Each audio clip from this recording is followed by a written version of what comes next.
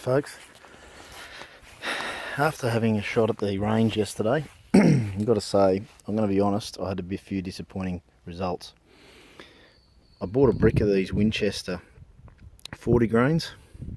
I bought these because I had great success with these with my old Norinco JW21 lever action. Unfortunately, so I went and bought a brick.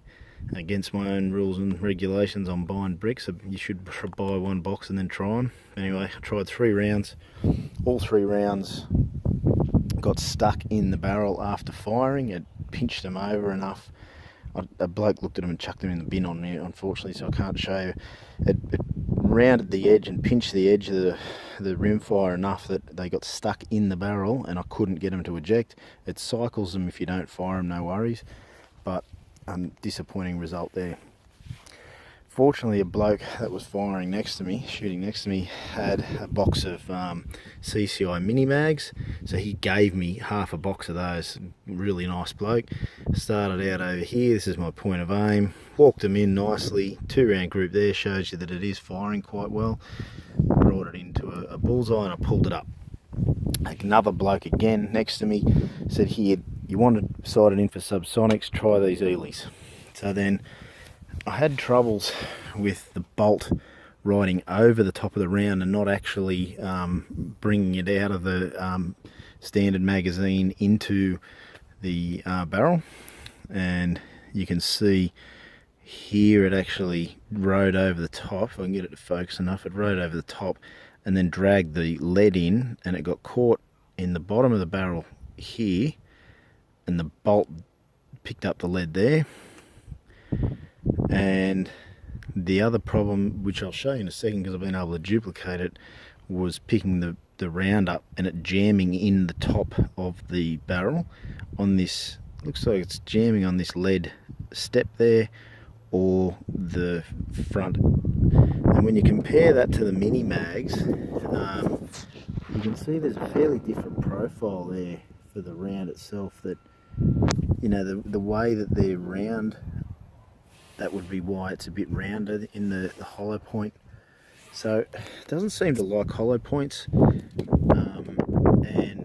I didn't have a problem with the CZ452 magazine as much, but I am still having a few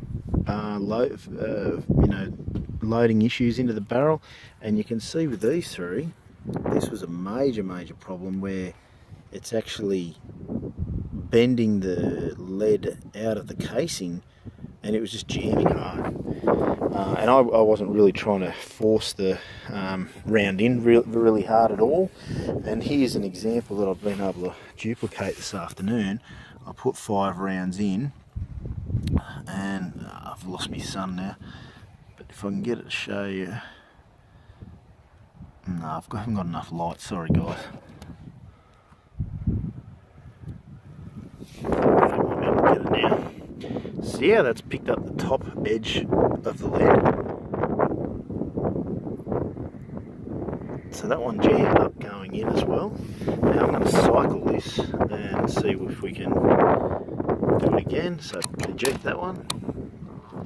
Jammed up again straight away in the top edge. Jammed up again straight away on that top edge. That one went home. One feature I really do like is you can cycle the bolt with the safety on. For me, you know, if I want to teach my kids, that to me is a good thing. So there you go, a couple out of those 5 jammed up. I'll just show you. This is the factory mag, which I really like. They are apparently making a, watch this, just clicks in really nicely. Okay, now I'll show you the CZ mag. If I push from the back here, I can't get it to go in. Okay, now I have to push on this front edge, and you can hear it, and you've really got to force it. This factory mag, beautiful. Look guys, my opinion, I probably, like, you know, you want a 10-round mag, buy them, they're cheap enough. But if these guys, Lithgow, are going to make a 10-round mag, I'd probably try and hold out for them. and I'm going to probably buy one of their 10 round mags over the CZ. Just maybe it's just my rifle, but I'm going to wait until the Lithgow come out. I'd maybe suggest the same. And as far as the way that these, you know, I'll reload a couple of rounds into the 10 round mag, and I'll show you that if they're jamming as well. 2 secs, I'll try and stand that up, which is I'm not going to have any success. Here we go. Alright, I'll throw a couple in our 10 round mag here. And load that in. God, it's really difficult. I actually don't like it anyway. Almost caught. And caught again. So there you go, that just proves it's not just the factory mag. I've got an issue. So back to the factory she goes. Alright guys, disappointing start, but I still love this rifle.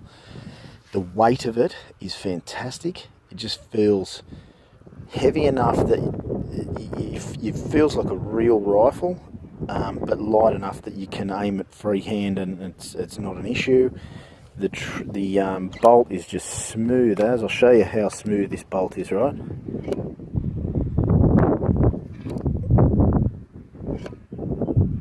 It's very, very smooth.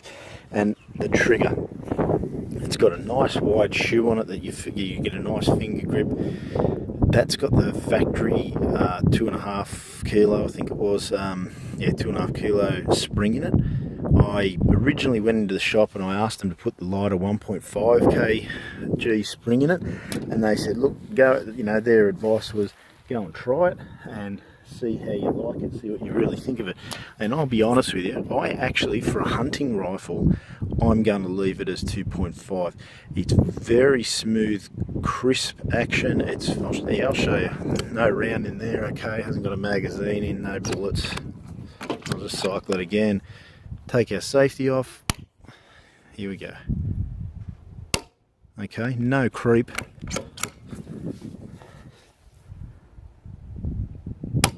No creep whatsoever. Very smooth, crisp action. For me, if I wanted to use this for a bit of maybe competition shooting, or you wanted to really get some numbers on the board, then I might look at going to the 1.5. But for me, the 2.5 for a hunting rifle, absolutely perfect. I love this trigger. I wouldn't change it. Okay. Anyway, a little bit of a disappointing start, but we'll get it sorted out. Cheers, guys.